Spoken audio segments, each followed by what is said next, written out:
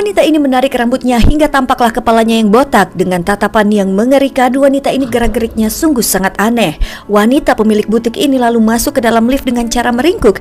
Entah menuju kemana lift ini. Mungkin inilah rahasia butik ini bisa begitu laris manis. Bahkan orang-orang rela berduyung-duyung mengantri butik ini, menunggu butik ini buka. Sementara di tempat lain, Sheila berkencan dengan seorang pria yang baru saja dia temui hari ini. Pria bernama Adonis ini ternyata tampak begitu dingin dengannya. Entah mengapa, tapi ini jauh dari ekspektasi Sheila.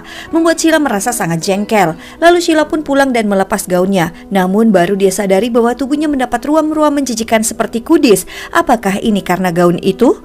Lalu Sheila pun memilih pria lain yang akan dia temui. Dia pun memilih seorang pria yang bernama Zack.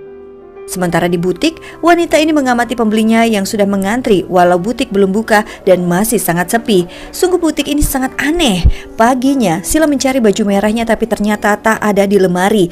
Lalu dia mencarinya ke kamar anaknya dan benar saja gaun itu berada di sana. Sang ibu terang saja marah dan menuduh Gwen pacar anaknya ini tak sopan karena sudah menyentuh barang-barang milik Sheila. Entah apakah benar Gwen memakainya atau tidak, yang jelas gaun ini sudah berpindah dengan sendirinya. Lalu Sheila pun yang kesal karena bajunya dipakai oleh orang lain. Sheila lalu memasukkan baju itu ke mesin cuci dan mengabaikan petunjuk pencucian di dress itu. Setelah menghidupkan mesin cuci itu, Sheila, Vince, dan Gwen pacar anaknya ini pun bermain ludo. Saking asiknya bermain, mereka tak mendengar jika mesin cuci itu berputar sangat keras dan mengerikan.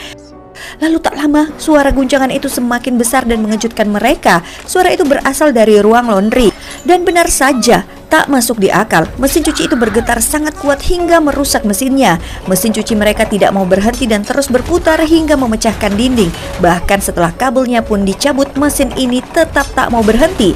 Mesin cuci ini pun rontok dan tak berbentuk lagi. Sheila pun mengalami luka akibat insiden ini.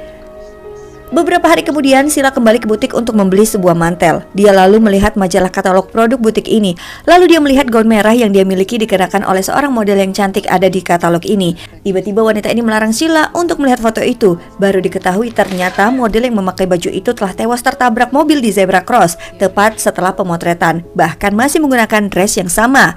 Wanita ini penasaran dan bertanya pada petugas toko, "Berapa banyak kalian memproduksi gaun ini?" "Satu, hanya satu," jawab sang wanita, yang artinya baju itu adalah baju yang sama yang dipakai oleh model saat tertabrak mobil.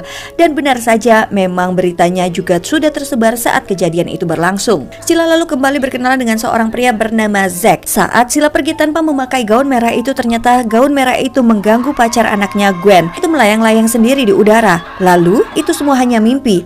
Tapi anehnya gaun itu benar-benar ada di samping tepat di tempat tidur Gwen. Di butik ini padahal masih dini hari, semua orang sudah mengantri dan menunggu.